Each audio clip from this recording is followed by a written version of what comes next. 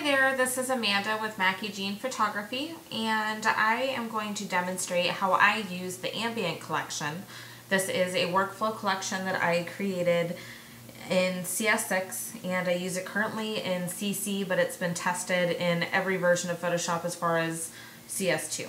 Okay, so you've got anything from CS2 to CC, these are perfect for you. Now, I'm going to do just kind of a quick demonstration. There's a lot to this set. It's pretty awesome. You've got 5 sets. These are the default actions that comes with Photoshop. You've got solar flare, which is a collection of, sunlight that you can pop in from the left or the right, or a movable one. It's instant sun flares, not the cheesy ones that come in Photoshop. You have got Skin and Retouch, which is an awesome full arsenal of skin brushes, selective sharpening. You've got teeth and eye white brightener. You've got everything. You can do like a fill light that is almost like a paint and fill flash in a way, or skin brightener is what it can work for. A lot of really cool stuff. Cool, kind of beginner dodge and burn action. Just some really neat stuff that's in there. 2 eye enhancers, Peeper Pop and Bright Eyes, that are used directly on the iris, and it'll bring out those catch lights and bring that clarity and make those eyes pop that you see when, when you see, oh my gosh, how did they get the eyes to look like that? That's how. So we're going to get into the major ones that I use, because otherwise this would be a totally long tutorial. I promise you my 2- and 4-year-old are probably going to make a vocal appearance in this without fail. I apologize ahead of time. So let's get started. I usually actually start with polish and finish, and that one has a matte action. It's got like a depth pop kind of contrast action. That's where you can get your pop of color, your vignette, warming it up, lighten it up. This whole set right here, it uses a layer mask, but it's applied to the entire image. So they're pretty simple. Now the one I always start with is Lookin' Sharp. That one samples from the background. I'm going to play it first. Especially with the low resolution of the screen recording, you're not going to see too much of an effect, but when you play it on your photo, it's like night and day. You can be looking at an image that you think is sharp, and then you play that, and you're like, whoa, there it is. So definitely turn it up and down depending on your image. Okay, so keep that one on the bottom. Any ones that sample the background layer, which you'll see, because this little section right here is going to look exactly like your background, keep those on the bottom. Rule of thumb, Lookin' Sharp stays down on the bottom. Now, another one that I always do is going to be depth of a pop star. Silly name, I know. It just kind of worked and came to me at the time. It's a depth action. It gives you really nice contrast and pop to your images. Watch your highlights. If it's a bright one, adjust it accordingly, as with everything.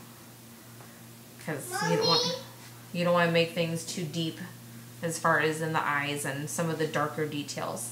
I'm going to go ahead and turn this down. I think that it looks good, probably at about close to 60%. Then I'm going to go ahead and play Vivid Color. That's one that I use with every image.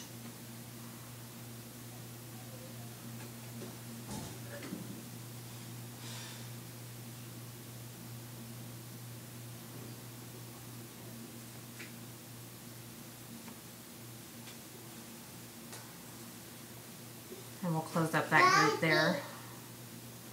Of course, we'll do a nice vignette on it. Now all of these I'm kind of just slapping on, and I'll show you how to put them in proper order and adjust them to suit your image. And what I actually do is I've created a run all image for myself within any, I love the pop that comes when you play vignette. Any group, any set of actions, you can do more than one. If there's like 6 that you're going to use on every picture, go ahead and click them all. Select more than one at a time, hit play, do your order, and record while you're doing it. That way you've made yourself your own actions of running these actions. But we'll get to that another time. Alright, and then I want to do Warm It Up and Lighten Up. So as you can see here, I'll go ahead and show you, run 2 at once.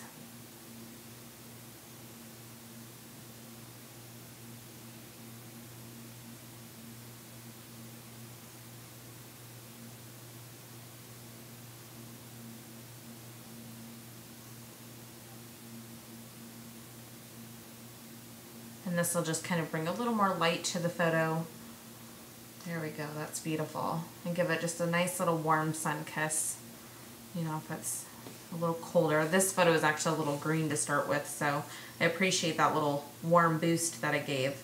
Now, it just depends on your style. For a while, I was really into the matte look. I know a lot of people are. I don't do it as much anymore. I like to use it selectively, but it's beautiful. This is a beautiful matte action that runs a little bit differently. You've got mattes that really, you know, make you lose contrast in just different areas, whether it would be the light areas or the dark areas. And it's really heavy at first, so just definitely adjust it to your image. But it can look really pretty and giving you that right look. And if you do use matted, I definitely recommend that you put it on top. That's why I always liked it. And I like to use it more or less on backgrounds. Here's where you can customize it to your image. Since it's a white layer mask, it's applied.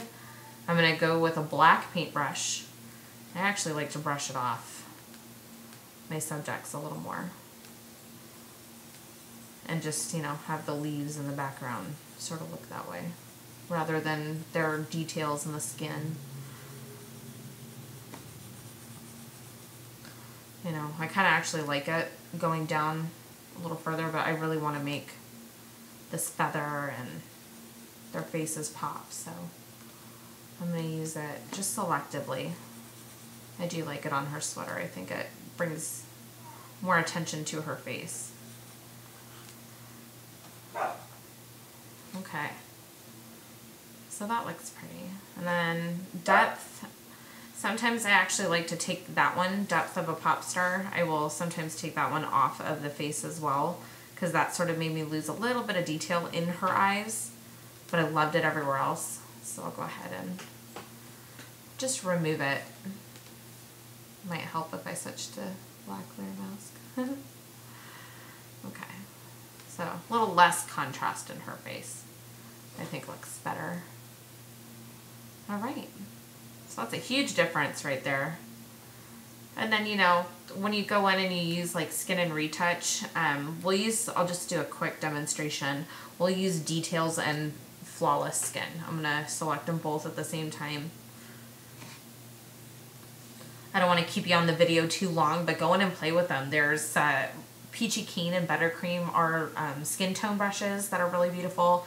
Peeper Pop and Bright Eyes really bring out your eye features like I went over. You've got some great ones in there. So just go in and play and have fun. Fill Light's really great. They have a lot of light on their faces and in their skin, so I don't really want to bring any more to it in this image. But if you got an image where, let's say you were shooting backlit, or they just need to be brightened a little, it just is like it makes the skin bright. It just brings light. It lightens up selectively. You can paint it on. So it's pretty awesome. You've got an entire set of really pretty color gradient actions. There's an autumn one and a summer one and a spring one that bring pops of color, like rich red tones and, you know, pinks and purples, and makes them pretty, and you can adjust those. There's some really cool ones in the set. And don't forget, when you purchase, as a bonus included, you're also getting 22 sky overlays that are absolutely beautiful. They bring life to your skies. You can mask them onto your pictures effortlessly. It's a really complete collection. You might own it already, which is why you're watching this too, and if you own it, then you know how fun this set is.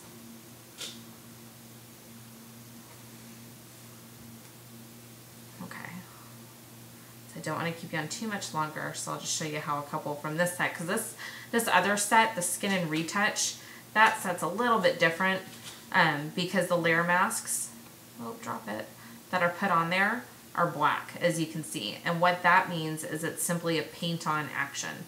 You know, the effect is there, it's just hidden on the entire image. My mouse does not want to let go of my layer masks. Okay. So for flawless skin, I'm going to switch to a white brush because I want to paint the effect on. You want to keep that hardness turned down. This one goes on pretty heavy. You do it just on the skin. Stay away from those details. Sometimes I'll paint it on kind of sloppy, and then I will go back on and take it off, you know, like the eyes and And you know, when I continue with this picture, you know, if it was a client picture, there's a red reduction action I would take onto her chest right there, and you know, just some little things. There's a lot of really awesome tools that are in this set for retouching and skin. So there we go. That one's pretty heavy, so we're gonna bring it down so we still have some detail in her face. And then details, details, details, details. Awesome, awesome. This is like a Sharpie, is what I call it, except it's not a black permanent marker. It's a details sharpener. So it's like a paint-on sharpener. So you can go through, I always do the eyes and the mouth, all the features. You know, we'll do his little fingers. We'll make this feather pop. We'll make her eyes pop a little more, but we don't want to counteract the flawless skin, so we'll stay off of her skin there. Some of the texture in her hair. So we'll just make those little things pop. And that makes a huge difference for you without overdoing it. There we go. Bring out her hands. I like it. Okay, so this is just kind of a quick demonstration. This is the stuff, the go-to things that I use in my normal workflow, every single picture, no matter what. Those ones. You know, there's a lot of other stuff in here that you can get creative with. I'll show you. Let's just go ahead and play with one of the seasonal haze ones. I'm going to play Autumn Fire real quick. And I'll just show you how that works. While this is running, now this one is a group of layers. It's a whole orchestra of parts. Pretty simple though. Makes it one little group folder for you. And with these seasonal haze ones, I found they're pretty strong when you put them on. You want to paint them off of your subject, of course.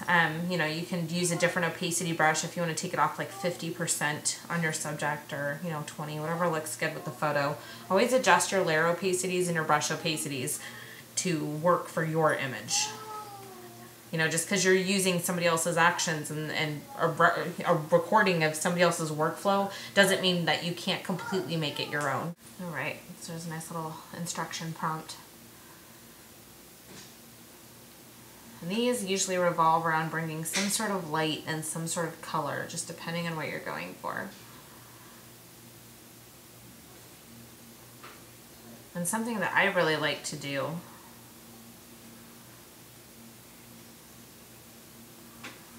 so for these, I'm probably going to brush off. Let's go 50%. And I'm going to put my flow at like 60. Flow will just kind of make it to where you can color on as much as you're going to do. Allows you to apply a little more pressure and be a little more controlled and thoughtful about it instead of just doing it all at once. So I kind of just want that to light up the background a little versus being all over them. I'm going to do it pretty rough.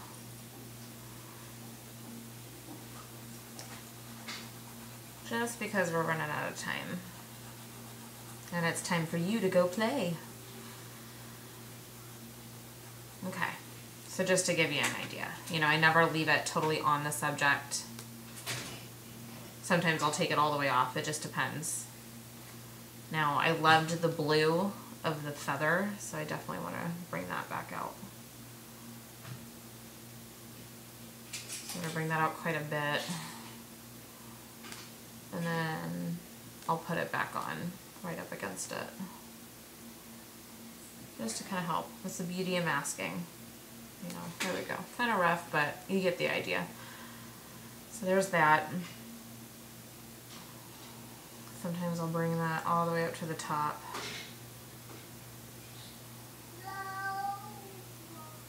Okay, and then another option that you can do that I found like 6 months after I've been released these and been using them in my own way is I started playing with the blend modes. You just get different looks. So Autumn Fire is one that definitely looks good. Putting it in overlay blend mode, and I believe, gosh, there's a couple that I do. I just sit there and play with them, the different colors, because it always depends on the picture. If I was out with like a super sunny picture and had a really open background, you wouldn't have the same effect as like around the dark greens and stuff. Hurry up there. There we go. I love it. I just love the tones that it brings into it. So you just gotta play. So let's do a quick recap. Okay, then that way you can almost turn it up all the way. There we go. So just to show you the difference from all of this work that we've done together here, you've got before. Here we go. Take a second, but you'll get that pop. Wow, love the difference there. So that's just kind of a sort of quick edit that goes around all the different aspects of this. There's a lot of really cool actions in there, so definitely check it out. Don't forget you've got some sky overlays. Those are JPEGs that go over your image. Use a layer mask, paint them on, use them appropriately, you know, turn them down to suit the image, blur them a little bit. There's a lot of things that you can do with Photoshop. It's amazing, and I'm here for any questions that you have. So I hope you love this demonstration of using the Ambient collection. Thank you so much for watching. I'm going to include the links to everything. If you're not a member of Photoshop and Lightroom group on Facebook, you need to be. You're going to learn a ton. I will talk to you soon. Thank you. Have a great day.